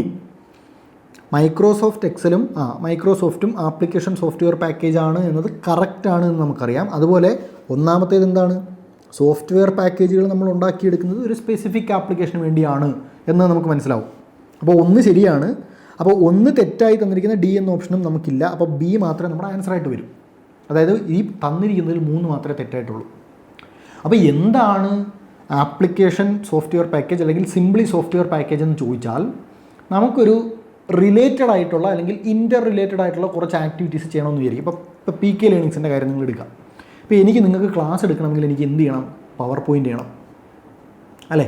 എനിക്ക് PPT പ്രസൻറ്റേഷൻസ് ഉണ്ടാക്കിയിട്ട് നിങ്ങളുടെ മുമ്പിൽ അത് പ്രസൻറ്റ് ചെയ്താണ് ഞാൻ ക്ലാസ് എടുക്കാനുള്ളത്. ഇനി ഞാൻ നിങ്ങൾക്ക് ഏതൊക്കെ ടോപ്പിക്കുകൾ എടുത്ത് തീർത്തു, ഇനി ഏതൊക്കെ എടുക്കാൻ ബാക്കിയുണ്ട്, ഏതൊക്കെ ഫിനിഷായി എന്നുള്ളത് എനിക്കൊരു എക്സൽ ഷീറ്റിൽ അറേഞ്ച് ചെയ്തുകൂടെ? ചെയ്യാമല്ലോ. അങ്ങനെ ഒരു എക്സൽ ഷീറ്റ് അറേഞ്ച് ചെയ്യാം. ഇനി നിങ്ങൾക്ക് നോട്ട് തരണം. നോട്ട് തരണമെങ്കിൽ ഞാൻ എന്ത് ചെയ്യണം? ഞാൻ പഠിപ്പിക്കുന്ന കണ്ടൻറ്റിൻ്റെ നോട്ട് മൈക്രോസോഫ്റ്റ് വേർഡിൽ നോട്ടായിട്ട് അറേഞ്ച് ചെയ്തിട്ട് കൊടുത്താൽ അത് ഡിസൈനർ ഡിസൈൻ ചെയ്യും. അപ്പോൾ ഡിസൈനറിന് അതുമായി ബന്ധപ്പെട്ട കുറേ ആപ്ലിക്കേഷൻ വേണം. അഡോബൊക്കെ പോലെയുള്ള എഡിറ്റിംഗ് സോഫ്റ്റ്വെയർസ് വേണം. അപ്പോൾ എനിക്കിവിടെ ഒരു ഇൻസ്റ്റിറ്റ്യൂട്ട് നടത്തി നിങ്ങളെ പഠിപ്പിക്കണമെങ്കിൽ എന്തൊക്കെ വേണം? ഒരു എക്സൽ ഷീറ്റ് കിട്ടിയാൽ കൊള്ളാം, ഒരു പവർ പോയിൻ്റ് പ്രസൻറ്റേഷൻ കിട്ടിയാൽ കൊള്ളാം, ഒരു വേർഡ് കിട്ടിയാൽ കൊള്ളാം അല്ലേ? റിലേറ്റഡ് ആയിട്ടുള്ള കുറേ ആക്ടിവിറ്റീസ് എനിക്ക് ചെയ്യണ്ടേ? ഇങ്ങനെ റിലേറ്റഡ് ആയിട്ടുള്ള കുറേ ആക്ടിവിറ്റീസ് ചെയ്യാനായി പല പല ആപ്ലിക്കേഷൻസ് നമ്മൾ പർച്ചേസ് ചെയ്യുന്നതിന് പകരം ഒരൊറ്റ സെറ്റ് പർച്ചേസ് ചെയ്താൽ അതിനകത്ത് എല്ലാം ഉണ്ടാവും. ഇപ്പോൾ മൈക്രോസോഫ്റ്റ് അതിന് എക്സാമ്പിളാണ്. മൈക്രോസോഫ്റ്റ് നമ്മൾ ഈ പറഞ്ഞ Microsoft Word, Microsoft Excel, Microsoft PowerPoint, Microsoft Word നമ്മൾ പറഞ്ഞു. ഇതൊക്കെ എന്താണ്? ഈ പറഞ്ഞ കുറേ സെറ്റ് ഓഫ് പ്രോഗ്രാംസ് ഒരുമിച്ചുള്ള ഒരു പാക്കേജാണ്. അപ്പോൾ മൈക്രോസോഫ്റ്റ് നമുക്ക് പൈസ കൊടുത്ത് സബ്സ്ക്രിപ്ഷൻ എടുക്കാൻ പറ്റുന്നൊരു പാക്കേജാണ് അല്ലേ? അപ്പോൾ ഇതിനെയാണ് നമ്മൾ സോഫ്റ്റ്വെയർ പാക്കേജ് എന്ന് വിളിക്കുന്നത്. Collection of programs or modules that work together to perform a specific task or a set of related task. Related ആയിട്ടുള്ള ടാസ്കുകളോ അല്ലെങ്കിൽ പർട്ടിക്കുലർ ടാസ്കോ പെർഫോം ചെയ്യാൻ നമ്മളെ സഹായിക്കുന്ന സിമിലർ കൈൻഡ് ഓഫ് ആപ്ലിക്കേഷനുകളുടെ ഒരു സെറ്റാണ് അല്ലെങ്കിൽ സോഫ്റ്റ്വെയർസിൻ്റെ ഒരു സെറ്റാണ് സോഫ്റ്റ്വെയർ പാക്കേജ്. ഇതുപോലെ ലൈബ്രറി ഓഫീസിൻ്റെ എന്തുണ്ട്? സോഫ്റ്റ്വെയർ പാക്കേജ് ഉണ്ട് അല്ലേ? അതുപോലെ മൈക്രോസോഫ്റ്റിൻ്റെ ഇതുണ്ട്. അപ്പോൾ ഇങ്ങനെ നമുക്ക് എന്തെങ്കിലും similar kind of operations perform ചെയ്യാൻ ആവശ്യമായ സിമിലർ കൈൻഡ് ഓഫ് ആപ്ലിക്കേഷൻസിൻ്റെ ഒരു പാക്കേജ്, അതാണ് സോഫ്റ്റ്വെയർ പാക്കേജ്. ഓക്കെ. അപ്പോൾ ഇൻഡിവിജ്വൽ ഫയൽസ് നമ്മൾ മാനുവലി ഇൻസ്റ്റാൾ ചെയ്യുന്നതിന് പകരം നമുക്കൊരു ബണ്ടിൽ ഇവിടെ പർച്ചേസ് ചെയ്യാനായിട്ട് പറ്റും. ഓക്കെ. അതാണ് ഞാൻ ഈ പറഞ്ഞ സാധനം തന്നെയാണ് ഇവിടെ വീണ്ടും എക്സ്പ്ലെയിൻ ചെയ്തിരിക്കുന്നത്. ഓക്കെ. അപ്പോൾ അതിൽ ഏറ്റവും പ്രധാനമായി നമ്മൾ ശ്രദ്ധിക്കേണ്ടത് compilers and assemblers are system softwares. അപ്പോൾ ഈ സോഫ്റ്റ്വെയർ പാക്കേജുകൾ മിക്കതും എന്തായിരിക്കും? ആപ്ലിക്കേഷൻ സോഫ്റ്റ്വെയറുകളായിരിക്കും എന്നൊരു ലോജിക് കൂടി നിങ്ങൾ അപ്ലൈ ചെയ്യണം. അപ്പോൾ മൈക്രോസോഫ്റ്റ് എക്സൽ എന്ന് പറഞ്ഞാൽ എനിക്ക് ഡാറ്റയെ ടാബുലാർ ഫോമിൽ സ്റ്റോർ ചെയ്യാനും അനലൈസ് ചെയ്യാനും ഒക്കെ പറ്റണം.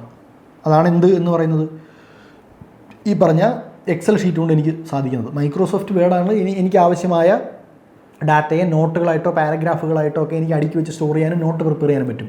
പവർ പോയിൻ്റ് ആണെങ്കിൽ എനിക്ക് ഇമേജസും വീഡിയോസും ഉപയോഗിച്ച് പ്രസൻറ്റേഷൻ നടത്താൻ പറ്റും അല്ലേ? അപ്പോൾ ഇതൊക്കെ കോമൺ യൂസേഴ്സിൻ്റെ പ്രത്യേകമായ ആവശ്യങ്ങൾക്ക് വേണ്ടി രൂപപ്പെടുത്തിയെടുത്തിട്ടുള്ള ആപ്ലിക്കേഷൻ സോഫ്റ്റ്വെയറുകളാണ്. അപ്പോൾ മിക്ക സോഫ്റ്റ്വെയർ പാക്കേജുകളും എന്തായിരിക്കും? ആപ്ലിക്കേഷൻ സോഫ്റ്റ്വെയർസ് ആയിരിക്കും. ഓക്കെ. അതാണ് software packages are generally developed to meet common user. Common ആയിട്ട് നമ്മൾ യൂസ് ചെയ്യുന്ന ആപ്ലിക്കേഷൻസിനായിട്ടുള്ളതാണ്. ഓക്കെ. അപ്പോൾ അതാണ് ആ ക്വസ്റ്റിനിൽ മനസ്സിലാക്കേണ്ട ഒരു ലോജിക്ക്. അപ്പോൾ ഈ സോഫ്റ്റ്വെയർ പാക്കേജ് എന്ന് കേട്ടിട്ടില്ലല്ലോ എന്ന് വിചാരിച്ച് നമുക്ക് ഈ ക്വസ്റ്റ്യൻ ആൻസർ ചെയ്തിരിക്കേണ്ട കാര്യമില്ല. സിമ്പിളി ലോജിക്ക് ഉപയോഗിച്ചാൽ 3 തെറ്റാന്ന് നമുക്ക് മനസ്സിലാവും. ഒന്നൊക്കെ ജനറൽ സ്റ്റേറ്റ്മെൻറ്റാണ്, നമുക്ക് കറക്റ്റ് ആണെന്ന് ലോജിക്കലി അടിക്കാവുന്ന സ്റ്റേറ്റ്മെൻറ്റാണ്. അപ്പം തന്നെ ഒന്നുള്ളതും 3 ഇല്ലാത്തതുമായ 3 ഓപ്ഷൻ അപ്പോഴേ പോയി കിട്ടും. അതാണ് ഞാൻ പറഞ്ഞ പ്രിലിംസ് എഴുതുമ്പോൾ അങ്ങനെയുള്ള ഈ പറഞ്ഞ നമ്മൾ പഠിച്ചിട്ടില്ലല്ലോ, ഇത് കേട്ടിട്ടില്ലല്ലോ എന്ന് പറഞ്ഞ് ആദ്യമേ ടെൻഷൻ ആവുന്നതിന് പകരം ഇതുപോലുള്ള ചില ട്രിക്കി പാർട്ടുകൾ അതിനകത്തുണ്ടാവും. അത് ഐഡൻറ്റിഫൈ ചെയ്തിട്ട് എന്ത് ചെയ്യുക? അത് കൃത്യമായിട്ട് അപ്ലൈ ചെയ്യാനായിട്ട് ശ്രമിക്കുക. ഓക്കെ.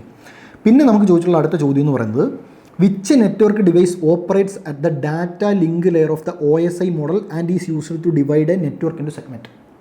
അപ്പോൾ IT പഠിപ്പിച്ച സമയത്തും ITയുടെ ടെസ്റ്റ് സീരീസുകളുടെ ആൻസർ ഡിസ്കഷൻ്റെ സമയത്തൊക്കെ നമ്മൾ ഒന്നിലധികം തവണ പറഞ്ഞ സാധനമാണ് എന്തെന്ന് പറയുന്നത്? OSI മോഡൽ എന്ന് പറയുന്നത്. അപ്പോൾ OSI മോഡലിന് ഫിസിക്കൽ ലെയർ ഉണ്ട്, ഡാറ്റ ലിങ്ക് ലെയർ ഉണ്ട്, നെറ്റ്വർക്ക് ലെയർ ഉണ്ട്, അങ്ങനെ ഹയർ ലെവലുകളുണ്ട് അല്ലേ? 7ഓളം ലെയറുകളുണ്ട് OSI മോഡലിന്.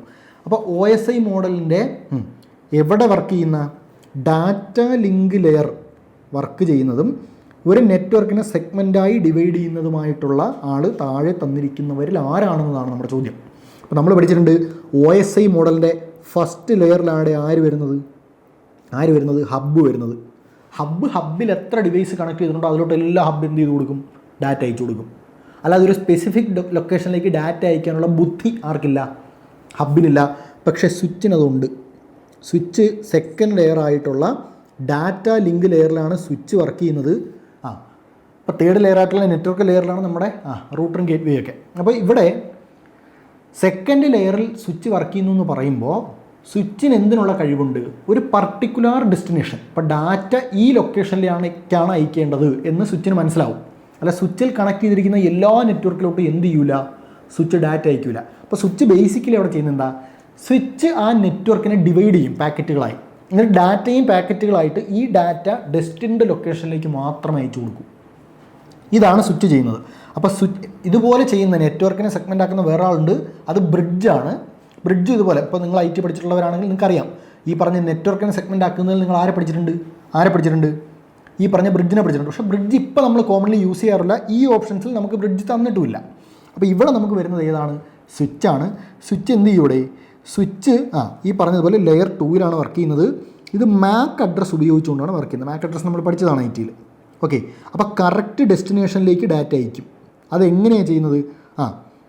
By doing this it effectively divides a network into smaller segments creating separate collision domains for each part.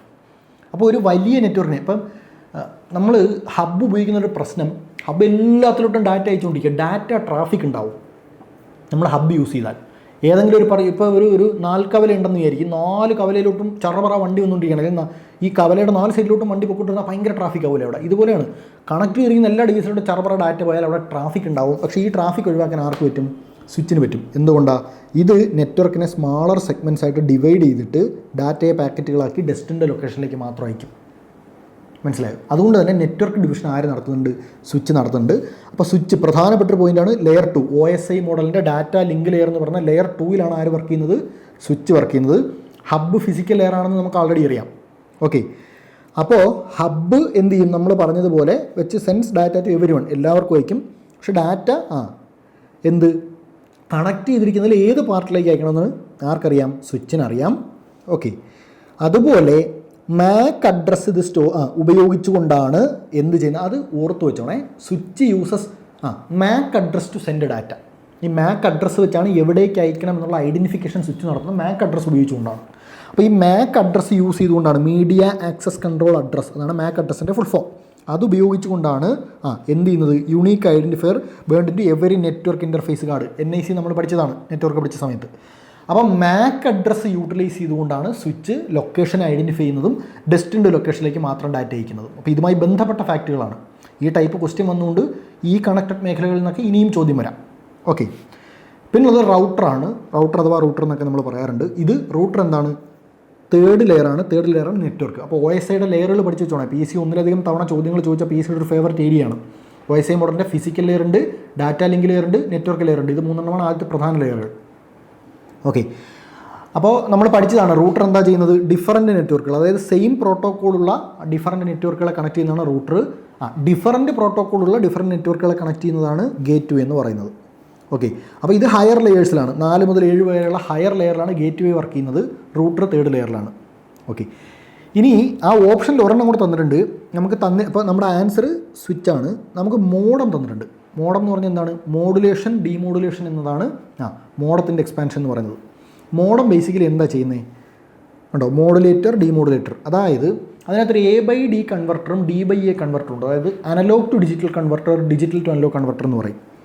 അതായത് ഡിജിറ്റൽ സിഗ്നലുകൾ, ഒരു കമ്പ്യൂട്ടറിൽ നിന്നുള്ള ഡിജിറ്റൽ സിഗ്നലുകളെ അനലോഗ് സിഗ്നലാക്കി മാറ്റും. നമ്മൾ ഈ ഡാറ്റ എങ്ങനെയാണ്? ഒപ്റ്റിക്കൽ ഫൈബർ കേബിൾ വഴിയും ട്വിസ്റ്റഡ് പെയർ കേബിൾ, കോയാക്സിൽ കേബിളൊക്കെ നമ്മൾ പഠിച്ചിട്ടുണ്ട്. നമ്മൾ ഡാറ്റ ട്രാൻസ്ഫർ ചെയ്യാൻ ഉപയോഗിക്കുന്ന ഇതിനകത്തുകൂടി നമുക്കിതിനെ എന്തായിട്ട് അനലോഗ് സിഗ്നലായിട്ടാണ് നമ്മൾ അയക്കുന്നത്. അങ്ങനെ കമ്പ്യൂട്ടറിൽ നിന്നുള്ള ഡിജിറ്റൽ സിഗ്നലുകളെ ഈ പറഞ്ഞ ട്രാൻസ്ഫർ മീഡിയം വഴി ട്രാൻസ്ഫർ ചെയ്യാനുള്ള അനലോഗ് സിഗ്നലാക്കി ആര് മാറ്റും? ഈ പറഞ്ഞ മോഡം മാറ്റും. അതുപോലെ ഈ പറഞ്ഞ കേബിളുകളിൽ നിന്ന് വരുന്ന അനലോഗ് സിഗ്നലുകളെ കമ്പ്യൂട്ടറിന് ഉപയോഗിക്കാൻ തക്കവണ്ണമുള്ള ഡിജിറ്റൽ സിഗ്നലാക്കി മാറ്റും. അതാണ് A/D D/ എന്ന് ഞാൻ പറഞ്ഞു. അനലോഗ് ടു ഡിജിറ്റലും ഡിജിറ്റൽ ടു അനലോഗും ഈ 2 കൺവേർഷനും ആര് നടത്തുന്നുണ്ട്? മോഡുലേഷനും ഡീമോഡുലേഷനും ആര് നടത്തുന്നുണ്ട്? മോഡം നടത്തുന്നുണ്ട്. മോഡം ഏതിലാണ് വർക്ക് ചെയ്യുന്നത്? അത് ഓർത്തോണേ. നമ്മൾ ഈ പറഞ്ഞ ഫിസിക്കൽ ലെയർ, അതായത് ലെയർ 1ലാണ്. അതിന് ഈ പറഞ്ഞ പോലെ ഡെസ്റ്റിൻ്റെ ലൊക്കേഷൻ ഒന്നും അറിയില്ല, കണക്ട് ചെയ്ത എല്ലാത്തിലും ഡാറ്റ പോകും. ഓക്കെ. അപ്പോൾ മോഡവും ഹബ്ബും OSI മോഡലിൻ്റെ ഫിസിക്കൽ ലെയർ അഥവാ ലെയർ 1-ൽ, സ്വിച്ച് OSI മോഡലിൻ്റെ ലെയർ 2 അഥവാ ഡാറ്റ ലിങ്ക് ലെയറിൽ, അതുപോലെ റൗട്ടർ ലെയർ 3 അഥവാ network layer, gate way layer 4 to 7 വരെയുള്ള അപ്പർ ലെയറുകളിലാണ് ഗേറ്റ് വേ വർക്ക് ചെയ്യുന്നത്. ഓക്കെ, അപ്പോൾ അതാണ് ആ ക്വസ്റ്റിനുമായി ബന്ധപ്പെട്ട് നമുക്ക് പറയാനുള്ളത്. പിന്നെ ചോദിച്ച മിക്കവാറും പേർക്കും വളരെ കൺഫ്യൂഷൻ ഉണ്ടാക്കാൻ ഇടയുണ്ടായിരുന്ന, പലരും അറ്റൻഡ് ചെയ്യാൻ ഇടയില്ലാത്ത ഇത്രയും കോംപ്ലിക്കേറ്റഡ് ലെവൽ ക്വസ്റ്റ്യൻസ് ഒക്കെ വന്നാൽ എന്ത് ചെയ്യുക, വിട്ടുകളയും. ഇപ്പം നമ്മൾ വളരെയധികം ഈ പറഞ്ഞ IT സെക്ഷനിൽ നമുക്ക് ആശ്വാസം തന്നുകൊണ്ടിരുന്നൊരു സാധനമാണ് HTML ടാഗുകൾ എന്ന് പറയുന്നത് അല്ലേ. നിരന്തരം PSC ആവർത്തിച്ച് ചോദിച്ചിട്ടുള്ളതാണ് ഇമേജ് ഇടാൻ ഏത് ടാഗ്, ഡ്രോപ്പ് ഡൗൺ ലിസ്റ്റിന് ഏത് ടാഗ്, ഹൈപ്പർ ലിങ്കിന് ഏത് ടാഗ് എന്നൊക്കെ പറഞ്ഞിട്ട് നമുക്ക് നിരന്തരം ഏതെങ്കിലും ഒരു ടാഗ് നമുക്ക് തരും. 4 ഓപ്ഷനിൽ നമുക്കത് പെട്ടെന്ന് എഴുതാൻ പറ്റും. ആ തരത്തിലാണ് PSC ക്വസ്റ്റ്യൻസ് ചോദിച്ചുകൊണ്ടിരുന്നത്. പക്ഷേ ഇവിടെ കുറച്ചുകൂടി കടന്നിട്ട് PSC എന്ത് ചോദിച്ചിരിക്കുകയാണ്, ഒരു ക്ലിക്കബിൾ ലിങ്ക് ക്രിയേറ്റ് ചെയ്യാൻ താഴെ തന്നിരിക്കുന്നവയിൽ ഏതാണ് കറക്റ്റ് HTML എന്നാണ്. ഓക്കെ, അപ്പോൾ നമുക്ക് 4 ഓപ്ഷൻ ഉണ്ട്. ASRC = പിന്നെ http://www.mywebpage.com മൈ പേജ് പിന്നെ ടാഗ്, ലിങ്ക് href = പിന്നെ നമ്മുടെ വെബ്സൈറ്റിൻ്റെ ഇത് മൈ പേജ് ലിങ്ക് അവസാനം വീണ്ടും, href = http പിന്നെ നമ്മുടെ website link my page last, പിന്നെ എയും അതിൻ്റെ നടുക്കുണ്ട്, അതായത് തുടക്കത്തിലും അവസാനത്തിലും നമ്മുടെ ടാഗ്, പിന്നെ അതിൻ്റെ നടുക്ക് നമ്മുടെ വെബ്സൈറ്റിൻ്റെ അഡ്രസ്സ്. നമ്മളോട് ചോദിച്ചിരിക്കുന്നത് ക്ലിക്കബിൾ ലിങ്ക്, നമുക്ക് ക്ലിക്ക് ചെയ്ത് ഇതിലേക്ക് പോകാൻ പറ്റണം. അതായത് നമ്മൾ ആ ലിങ്കിൽ ക്ലിക്ക് ചെയ്താൽ നമ്മൾ ആ വെബ്സൈറ്റിലേക്ക് ഡയറക്റ്റ് ആവണം. ഒരു വെബ്സൈറ്റിൻ്റെ ലിങ്ക് നമ്മുടെ കയ്യിലുണ്ട്. അപ്പോൾ www.pklearnings.com എന്ന് പറയുന്നൊരു വെബ്സൈറ്റ്, അതൊരു ക്ലിക്കബിൾ ലിങ്കാണ്. നിങ്ങൾ ആ ലിങ്കിൽ ക്ലിക്ക് ചെയ്താൽ നിങ്ങൾ റീഡയറക്റ്റ് ആവും, ആ വെബ്സൈറ്റിലേക്ക് റീഡയറക്റ്റ് ആവും. അങ്ങനെ ക്ലിക്കബിൾ ആയ ഒരു ലിങ്ക് ഉണ്ടാക്കാൻ ഇതിലേത് വേണമെന്നാണ് ചോദിച്ചിരിക്കുന്നത്. നമ്മുടെ ഓപ്ഷൻ C ആണ് ഇവിടുത്തെ ആൻസർ. എന്തുകൊണ്ടാണ് ഓപ്ഷൻ C വരുന്നത്? ഇപ്പം നമ്മൾ ഈ പറഞ്ഞ പ്രോഗ്രാമിംഗ് ലാംഗ്വേജ് നമുക്ക് പഠിക്കാനുണ്ട് അല്ലേ. അതിൽ നമ്മൾ പഠിക്കുന്നതാണ് HTML. എന്താണ് HTMLൻ്റെ ഫുൾ ഫോം? എന്താണ്? ഹൈപ്പർ ടെക്സ്റ്റ് മാർക്കപ്പ് ലാംഗ്വേജ് ആണ് HTMLൻ്റെ ഫുൾ ഫോം. എന്താ ഹൈപ്പർ ടെക്സ്റ്റ് മാർക്കപ്പ് ലാംഗ്വേജ് അഥവാ HTML എന്ന് പറഞ്ഞാൽ എന്താണ് സാധനം? വെബ്സൈറ്റുകൾ നിർമ്മിക്കാൻ നമ്മൾ ഉപയോഗിക്കുന്ന ലാംഗ്വേജാണ് HTML. വെബ് ഡിസൈനിങ്ങിനായി നമ്മൾ ഉപയോഗിക്കുന്ന ലാംഗ്വേജാണ് HTML, hyper text markup language. Okay, അപ്പോൾ നമുക്കറിയാം നമ്മൾ ഈ പറഞ്ഞ ടാഗുകൾ പഠിക്കുന്ന കൂട്ടത്തിൽ ഇമേജ് ടാഗ്, മറ്റേ ഡ്രോപ്പ് ഡൗൺ ലിസ്റ്റൊക്കെ പഠിക്കുന്ന കൂട്ടത്തിൽ നമ്മൾ പഠിച്ചിട്ടുണ്ട്. ഈ പറഞ്ഞ ടാഗ് എന്ന് പറഞ്ഞാൽ, അല്ലെങ്കിൽ ആങ്കർ ടാഗ് എന്ന് തന്നെ വിളിക്കാറുണ്ട്. ഇതെന്തിനാണ്? ഹൈപ്പർ ലിങ്കിനായിട്ടുള്ള ടാഗാണ്. ഹൈപ്പർ ലിങ്ക് എന്ന് പറഞ്ഞാൽ ആ ലിങ്കിൽ ക്ലിക്ക് ചെയ്താൽ നമ്മൾ വേറൊരിടത്തേക്ക് പോകണം, അതാണ് ഹൈപ്പർ ലിങ്ക് എന്ന് പറയുന്നത്. HREF എന്ന് പറഞ്ഞാൽ എന്താണ്? ഹൈപ്പർ ടെക്സ്റ്റ് റെഫറൻസ് എന്നാണ് HREF. എന്താണ്? Hyper text reference. ഇതാണ് ഒരു മോസ്റ്റ് ക്രിട്ടിക്കൽ പാർട്ട്. HTML എന്ന് പറഞ്ഞാൽ ഹൈപ്പർ ടെക്സ്റ്റ് മാർക്കപ്പ് ലാംഗ്വേജാണ്. അതൊരു വെബ്സൈറ്റ് ഉണ്ടാക്കാനുള്ള ലാംഗ്വേജ്, അല്ലെങ്കിൽ വെബ്സൈറ്റിനെ ക്ലിക്കബിൾ ആക്കാൻ നമുക്കത് ഉപയോഗിക്കാം. അങ്ങനെ ഒരു HTML ടാഗ് എന്താണ്? ആങ്കർ ടാഗ് അഥവാ ഹൈപ്പർ ലിങ്കിൻ്റെ ടാഗാണ്. HREF എന്ന് പറഞ്ഞാൽ ഹൈപ്പർ ടെക്സ്റ്റ് റെഫറൻസ് ആണ്. ഇതാണ് ഏറ്റവും ക്രിട്ടിക്കൽ പാർട്ട്. ഓക്കെ, അതായത് ഇതാണ് destination address of the link. അതായത് ഈ ലിങ്ക് ക്ലിക്ക് ചെയ്യുമ്പോൾ നമ്മൾ ഏത് ഡെസ്റ്റിനേഷനിലേക്കാണ് പോകേണ്ടത് എന്നുള്ളത് ഡിസൈൻ ചെയ്യുന്ന ക്രിട്ടിക്കൽ പാർട്ട് ആരാണ്? ഡിസൈഡ് ചെയ്യുന്ന ക്രിട്ടിക്കൽ പാർട്ട് ആരാണ്? HREF എന്ന് പറയുന്ന ടാഗാണ്. ഓക്കെ, അപ്പോൾ ഇവിടെ HREF എന്ന് പറയുന്ന ആട്രിബ്യൂട്ടാണ്. അപ്പോൾ ഇവിടെ ഒരു ഫങ്ഷനിങ് ലിങ്ക് നമ്മളോട് തന്നെ ക്വസ്റ്റ്യൻ ചെയ്യുന്നത് ക്ലിക്കബിൾ ലിങ്ക്. ക്ലിക്ക് ചെയ്ത് നമ്മൾ അങ്ങോട്ട് റീഡയറക്റ്റ് ആവണം. അപ്പോൾ ക്ലിക്ക് ചെയ്യുമ്പോൾ ഊപ്സ് ഫോർ എറർ എന്ന് പറഞ്ഞ് വേണമെങ്കിൽ നമുക്ക് കാണിക്കാം, അല്ലെങ്കിൽ ഒന്നിലേക്ക് റീഡയറക്റ്റ് ആവാതിരിക്കാം അല്ലേ. അപ്പോൾ റീഡയറക്റ്റ് ആവുന്ന ക്ലിക്കബിൾ ഫങ്ഷണൽ ലിങ്ക് എങ്ങനെ ഉണ്ടാക്കാമെന്നാണ് ചോദിച്ചിരിക്കുന്നത്.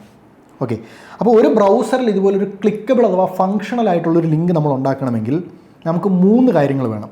ഓക്കെ, ഒന്ന് ഒരു ടാഗ് വേണം, പിന്നെ ഡെസ്റ്റിനേഷൻ വേണം, എങ്ങോട്ടാണ് നമ്മൾ റീഡയറക്റ്റ് ആവേണ്ടത് എന്ന ഡെസ്റ്റിനേഷൻ വേണം, പിന്നെ ഒരു ക്ലിക്കബിൾ ടെക്സ്റ്റ് വേണം. ഓക്കെ, അപ്പോൾ ഇവിടെ ടാഗ് എന്ന് പറയുന്നത് എന്ത്? Tells the browser to start an anchor.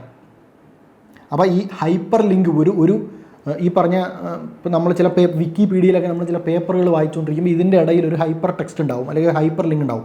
അതിൽ ക്ലിക്ക് ചെയ്താൽ നമ്മൾ അടുത്തൊരിടത്തോട്ട് റീഡയറക്റ്റ് ആവും. ഇനി അതിൽ ചെല്ലുമ്പോൾ അതിൽ കുറേ ഹൈപ്പർ ലിങ്ക് കാണും, അതിൽ ക്ലിക്ക് ചെയ്യുമ്പോൾ നമ്മൾ വീണ്ടും അടുത്തിടത്തോട്ട് റീഡയറക്റ്റ് ആവും. അപ്പോൾ ഇങ്ങനെ എന്ത് ചെയ്യുന്നു? ബ്രൗസറിനോടൊരു ആങ്കർ സ്റ്റാർട്ട് ചെയ്യാൻ പറയുന്ന ടാഗാണ് ആരെന്ന് പറയുന്നത്? ടാഗ് നമ്മൾ പഠിച്ചിട്ടുണ്ട്, ഹൈപ്പർ ലിങ്കിൻ്റെ ടാഗാണ്. ഇനി ആട്രിബ്യൂട്ട് ഉണ്ട് ഇവിടെ HREF, അതായത് browser where to go when the link is clicked. അതായത് ഈ HREF കഴിഞ്ഞ് കിടക്കുന്നത് എന്താണോ അവിടേക്കാണ് ബ്രൗസർ നമ്മളെ റീഡയറക്റ്റ് ചെയ്യേണ്ടത്. എന്താണ്? നമ്മളിപ്പോൾ ഇപ്പോൾ നമ്മൾ ഈ പറഞ്ഞതുപോലെ നമ്മളിങ്ങനെ ഒരു HTML ക്രിയേറ്റ് ചെയ്യുന്നു. ഈ HTML നമ്മൾ ക്രിയേറ്റ് ചെയ്യുമ്പോൾ നമുക്ക് എന്ത് ചെയ്യും? നമ്മളെ ബ്രൗസർ എടുത്താൽ ഈ HTML ഫോർമാറ്റിലല്ല നമ്മളിത് കാണും. നമ്മൾ എന്തേ കാണും? ഇത്രയും പാർട്ടേ കാണും. ഇതാണ് നമ്മുടെ അഡ്രസ്സ് http://www.mypage.com. ഇത്രയായിരിക്കും നമ്മൾ കാണുന്ന വെബ്സൈറ്റ്.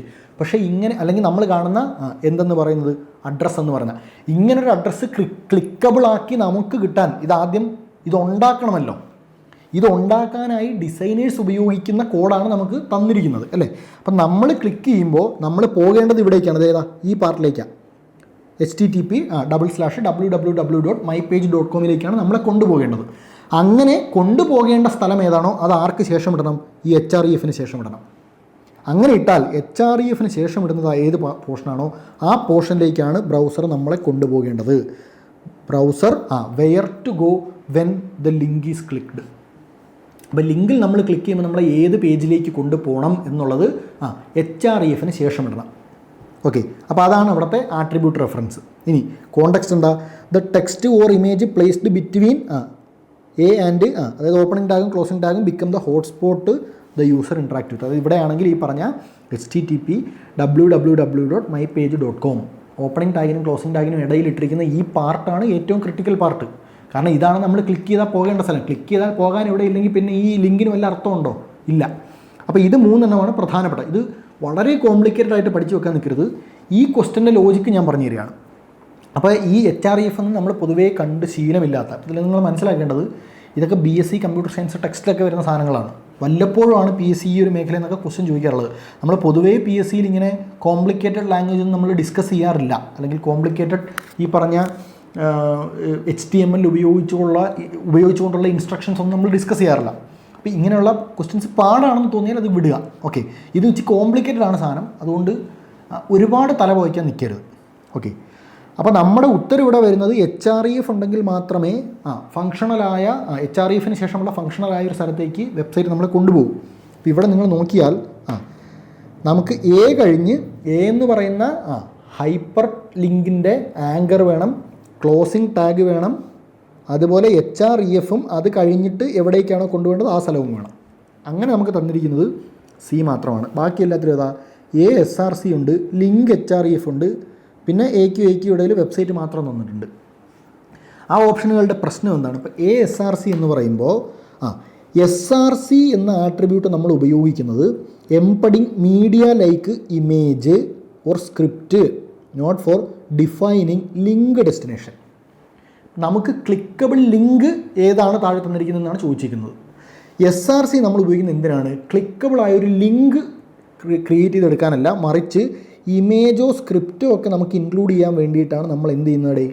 ഈ പറഞ്ഞ SRC എന്ന ആട്രിബ്യൂട്ട് ഉപയോഗിക്കുന്നത്. അപ്പോൾ അത് ഓർത്തോണം. വേണമെങ്കിൽ റിലേറ്റഡ് ആയി ക്വസ്റ്റ്യൻസ് വരാൻ ജസ്റ്റ് ഓർത്ത് വെക്കുക. SRC ഉപയോഗിക്കുന്നത് എന്തിനാണ്? ഇമേജുകളോ ടെക്സ്റ്റുകളോ എംബഡ് ചെയ്യാൻ വേണ്ടിയിട്ടാണ് ഒരു വെബ് പേജിൽ. ഓക്കെ, ഇനി ലിങ്ക് HREF കഴിഞ്ഞിട്ട് വേറെ എന്തെങ്കിലും വന്നാൽ ഈ ലിങ്ക് ടാഗ് നമ്മൾ എന്തിനാണ് യൂസ് ചെയ്യുന്നത്? Connect the document to external റിസോഴ്സിലേക്ക് CSS സ്റ്റൈൽ ഷീറ്റ്. ഈ CSS style sheet web page ഡിസൈനിങ്ങുമായി ബന്ധപ്പെട്ട സാധനമാണ്. ഇത് does not create a clickable link on the web page. ഒരു വെബ് പേജിനകത്ത് ക്ലിക്കബിൾ ലിങ്ക് ക്രിയേറ്റ് ചെയ്യാനായിട്ടല്ല നമ്മൾ ലിങ്ക് ഉപയോഗിക്കുന്നത്, മറിച്ച് നമ്മൾ സ്ക്രോൾ ചെയ്തുകൊണ്ടിരിക്കുന്ന ഡോക്യുമെൻറ്റിനെ ഒരു എക്സ്റ്റേണൽ റിസോഴ്സുമായിട്ട് CSS സ്റ്റൈൽ ഷീറ്റ് പോലെയുള്ള ഒരു എക്സ്റ്റേണൽ റിസോഴ്സുമായിട്ട് കണക്ട് ചെയ്യാനാണ് എന്ത് ലിങ്ക് എന്ന് പറയുന്ന ടാഗ് നമ്മൾ യൂസ് ചെയ്യുന്നത്. അതുപോലെ ഏടെ അവസാനം വേറെ ആട്രിബ്യൂട്ട് റെഫറൻസ് ഒന്നും ഇല്ലാതെ നമ്മളൊരു വെബ് പേജ് മാത്രം ഇട്ടാൽ എന്ത് ജസ്റ്റ് പ്ലേസ് ഹോൾഡർ മാത്രമാണ് ഈ ആട്രിബ്യൂട്ട്. അതായത് ഈ വെബ്സൈറ്റിന് ഇരിക്കാനുള്ളൊരു പ്ലേസ് ഒരുക്കൽ മാത്രമാണ്. നമ്മൾ പറഞ്ഞു ആങ്കർ ടാഗ്, ഇപ്പോൾ കപ്പലിനെ ഒരിടത്ത് പിടിച്ചു വരുന്ന ആങ്കറാണ് അല്ലേ, അതുപോലെ നമുക്ക് ക്ലിക്ക് ചെയ്യേണ്ട ആ വെബ്സൈറ്റിനെ ജസ്റ്റ് പിടിച്ചിരുത്താനുള്ളൊരു പ്ലേസ് ഒരുക്കുന്ന സ്ഥലം മാത്രമാണ് ഒരു എ ടാഗ് എന്ന് പറയുന്നത്. അപ്പോൾ എ ടാഗ് മാത്രം ഇട്ടിട്ട് അതിൻ്റെ നടുക്ക് ഒരു വെബ് പേജിൻ്റെ അഡ്രസ്സും കൂടി ഇട്ടാൽ അതൊരു ക്ലിക്കബിൾ ലിങ്ക് ആവില്ല. ഇപ്പോൾ ഇവിടെ നിങ്ങൾ നോക്കിയേ, നമ്മുടെ നാലാമത്തെ ഓപ്ഷനിലേതാ? തുടക്കത്തിലെ ലാസ്റ്റ് നടുക്ക് ജസ്റ്റ് ഒരു അഡ്രസ്സ് മാത്രം ഇട്ട് വെച്ചിരിക്കുന്നു. ഇങ്ങനെ ഇട്ടാൽ അതൊരു ക്ലിക്കബിൾ ലിങ്ക് ആവില്ല. ക്ലിക്കബിൾ ലിങ്ക് ആവണമെങ്കിൽ ഇതിനിടയിൽ HREF എന്ന ആട്രിബ്യൂട്ട് ഇടണം. HREF എന്തിനാണ് ഉപയോഗിക്കുന്നത് നമ്മൾ പറഞ്ഞു? ഹൈപ്പർ ടെക്സ്റ്റ് റെഫറൻസ് ആണെന്ന് നമ്മൾ പറഞ്ഞു. അതായത് HREF കഴിഞ്ഞ് കിടക്കുന്നത് എന്താണോ അവിടേക്കാണ് നമ്മൾ ഡയറക്റ്റ് ചെയ്യേണ്ടതെന്ന് ആർക്ക് മനസ്സിലാവും? ബ്രൗസറിന് മനസ്സിലാവും. അപ്പോൾ ഇത്രയും പറഞ്ഞത് വെച്ച് നിങ്ങൾ ഇനിയൊന്ന് ആലോചിച്ച് നോക്കിയേ. നമ്മുടെ ഓപ്ഷൻ വെച്ച് നിങ്ങൾ നോക്കിയേ, SRC ആദ്യത്തെ ഓപ്ഷനുണ്ട്. ഇപ്പോൾ നമുക്കറിയാം SRC എന്ന് പറയുന്നത് ഇമേജോ ടെക്സ്റ്റോ ഒരു വെബ് പേജിലേക്ക് എംബഡ് ചെയ്യാൻ നമ്മൾ ഉപയോഗിക്കുന്ന കോഡാണ് SRC. ക്ലിക്കബിൾ ലിങ്ക് ഉണ്ടാക്കാനല്ല അത് ഉപയോഗിക്കുന്നത്. ക്ലിക്കബിൾ ലിങ്കുമായി അതിന് ബന്ധമില്ല, അത് ജസ്റ്റ് ടെക്സ്റ്റും ഡോക്യുമെൻറ്റും എംബഡ് ചെയ്യാൻ ഉപയോഗിക്കുന്നു. അപ്പോൾ ഇത് വരില്ല എന്ന് നമുക്കറിയാം. രണ്ടാമത്തേതിൽ ലിങ്ക് HREF ആണ് വന്നിരിക്കുന്നത്. ലിങ്ക് എന്ന് പറയുന്ന ടാഗ് എന്തിനു ഉപയോഗിക്കുന്നതാണ്? നമ്മൾ സ്ക്രോൾ ചെയ്തുകൊണ്ടിരിക്കുന്ന ഡോക്യുമെൻറ്റിനെ CSS സ്റ്റൈൽ ഷീറ്റ് പോലുള്ള എക്സ്റ്റേണൽ ഡോക്യുമെൻറ്റുമായിട്ട് കണക്ട് ചെയ്യാനാണ് ലിങ്ക് ഉപയോഗിക്കുന്നത്. അപ്പോൾ അതും വരില്ല എന്ന് നമുക്ക് ഉറപ്പായി. അപ്പം നമ്മുടെ ഓപ്ഷൻ ഡി എന്താ? ജസ്റ്റ് തുടക്കത്തിൽ ആങ്കർ ടാഗ്, അവസാന ക്ലോസിംഗ് ടാഗ്, നടുക്ക് വെബ് പേജ്. അങ്ങനെ ഇട്ടാൽ എന്താവില്ല? ക്ലിക്കബിൾ ലിങ്ക് ആവില്ല. എയുടെ ഫംഗ്ഷൻ, എ ടാഗിൻ്റെ ഫംഗ്ഷൻ ഓർത്ത് വെച്ചോണേ, ലോജിക്കലായി ഓർത്ത് വെക്കുക. എ ടാഗിൻ്റെ ഫംഗ്ഷൻ ജസ്റ്റ് ഒരു പ്ലേസ് ഹോൾഡറാണ്, ഇതിനെ പിടിച്ചിരുന്ന സാധനം മാത്രമാണ്. അതിൻ്റെ ഇടയിൽ ഈ HREF ആട്രിബ്യൂട്ടും കൂടെ ഉണ്ടെങ്കിലേ ബ്രൗസറിന് നമ്മളെ എങ്ങോട്ടാണ് ഡയറക്റ്റ് ചെയ്യേണ്ടതെന്ന് മനസ്സിലാവും. അപ്പോൾ ഇതിനകത്ത് C ആണ് നമ്മുടെ ആൻസറായിട്ട് വരുന്നത്. ഓക്കെ, അപ്പോൾ ഇതാണ് നമ്മുടെ ഇൻഫർമേഷൻ ടെക്നോളജിയിൽ ചോദിച്ച ക്വസ്റ്റ്യൻസ് എന്ന് പറയുന്നത്. പൊതുവേ കുറച്ച് പ്രയാസമുള്ള ടൈപ്പ് ക്വസ്റ്റ്യൻസ് ആണ് ചോദിച്ചത്. പക്ഷേ ഈ പറഞ്ഞതുപോലെ ചില ക്വസ്റ്റ്യൻസൊക്കെ ലോജിക്ക് വെച്ച് എഴുതാൻ പറ്റുന്നതായിരുന്നു. ചിലതൊക്കെ ഈ പറഞ്ഞ പോലെ ചില സമയങ്ങളിൽ PSC അഡ്വാൻസ്ഡ് ആയിട്ടുള്ള ഫീൽഡുകളിൽ നിന്നൊക്കെ ക്വസ്റ്റ്യൻ ചോദിക്കാറുണ്ട്, നമ്മളിപ്പോൾ ലാസ്റ്റ് കണ്ട ചോദ്യങ്ങൾ പോലെ. അപ്പോൾ അത്രയും ഡിഫിക്കൽട്ടായ ക്വസ്റ്റ്യൻസ് വന്നാൽ നിങ്ങൾ എഴുതിയാൽ തെറ്റുമെന്ന് നിങ്ങൾക്ക് തോന്നുന്നുണ്ടെങ്കിൽ അത് വിട്ട് കളയുക. എല്ലാവർക്കും അത് അതേ നിലവാരത്തിൽ പ്രയാസമായിരിക്കും എന്ന് മനസ്സിലാക്കുക. അതുകൊണ്ട് അത്തരം ക്വസ്റ്റ്യൻസ് ഉറപ്പില്ലെങ്കിൽ അറ്റംപ്റ്റ് ചെയ്ത് തെറ്റിക്കാതിരിക്കുക എന്നാണ് പറയാനുള്ളത്. അപ്പോൾ ഇതാണ് നമ്മുടെ ഫസ്റ്റ് ഫേസിൻ്റെ question discussion. Okay, second phase ഇത്രയും പ്രയാസമാവില്ല എന്ന് നമുക്ക് പ്രതീക്ഷിക്കാം. സാധാരണ PSC ഒരു ട്രെൻഡാണ്, ഫസ്റ്റ് ഫേസ് പ്രയാസമാക്കും, പിന്നെയുള്ളത് എളുപ്പമാക്കും, പിന്നെ മോഡറേഷൻ കൊണ്ടുവരും. ഇതാണ് അവരുടെ ഒരു രീതി. ഓക്കെ, അപ്പോൾ അങ്ങനെ ആയിരിക്കില്ല എന്ന് നമുക്ക് പ്രതീക്ഷിക്കാം. അപ്പോൾ കൃത്യമായിട്ട് ഈ പറഞ്ഞ ക്വസ്റ്റ്യൻസിൻ്റെ ലോജിക്കുകൾ എല്ലാവരും മനസ്സിലാക്കി വെച്ചുകൊണ്ട് പോവുക. സിമിലർ ലോജിക്ക് നെക്സ്റ്റ് ഫേസിൽ ചോദിക്കുന്ന ചോദ്യങ്ങളിൽ നിങ്ങൾക്ക് അപ്ലൈ ചെയ്യാൻ കഴിയട്ടെ എന്ന് ആശംസിക്കുകയാണ്. ഓക്കെ, അപ്പോൾ നമുക്ക് മറ്റൊരു ക്ലാസ്സിൽ കാണാം.